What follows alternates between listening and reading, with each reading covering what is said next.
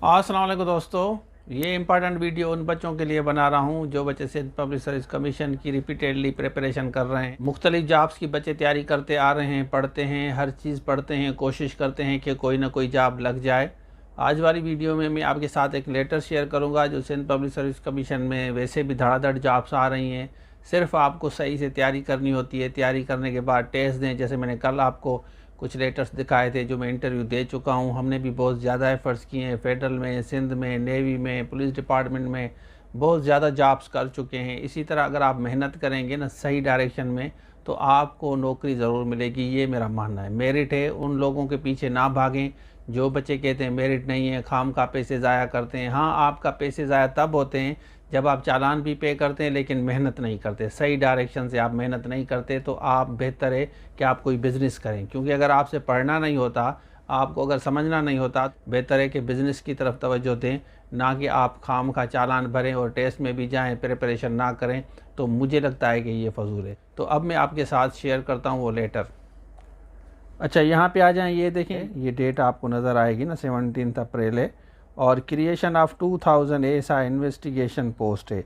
इसमें ये देखें, ये आईजी साहब को लिखा गया है। नेचुरली ये अब आएंगी सिंध पब्लिक के through. It is requested to please furnish करें फॉलोइंग इन्फॉर्मेशन दें, डिपार्टमेंट को चाहिए at the early date so that the summary for chief minister Sindh में बी फ्लोटेड अकॉर्डिंगली। जैसे वहाँ पे उसको फॉरवर्ड की जाए।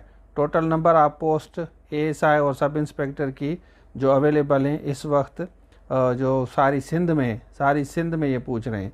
उसके बाद ये कह रहे हैं कि total number of post of inspector की भी हैं jobs throughout Sindh available जो भी हैं, और 3 कैटेगरीज़ में, क्योंकि उनको इन्वेस्टिगेशन ऑफिसर फिर रखा जाएगा। कि अच्छा, ये कह रहे हैं कि पुलिस स्टेशन के बारे में भी बताएं कि कितने पुलिस स्टेशन टोटल, जैसे वहाँ पे इन्वेस्टिगेशन ऑफिसर, ये जो इंस्पेक्टर भर्ती होंगे उनको रख सकें।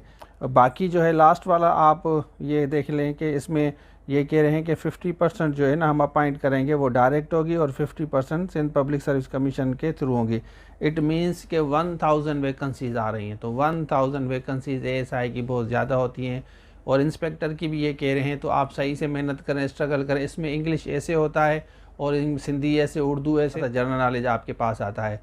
तो ये वाला इसका सिलेबस है, सिलेबस देख लें, मेहनत अभी से स्टार्ट करें। ये एडवर्टाइजमेंट जैसे आएगी आपके साथ शेयर करूँगा। इससे पहले भी जॉब्स आई हैं एएसआई की, उसमें भी आप अप्लाई करें, ये भी आ रही हैं।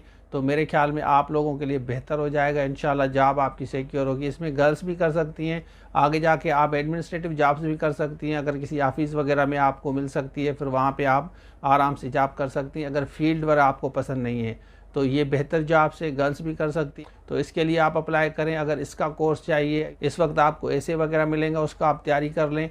और जो इंग्लिश में मैं ऐसे समझा रहा हूँ ना, उसी को आप सिंधी या उर्दू में कन्वर्ट कर सकते हैं, तो आपकी तैयारी बेहतर होगी।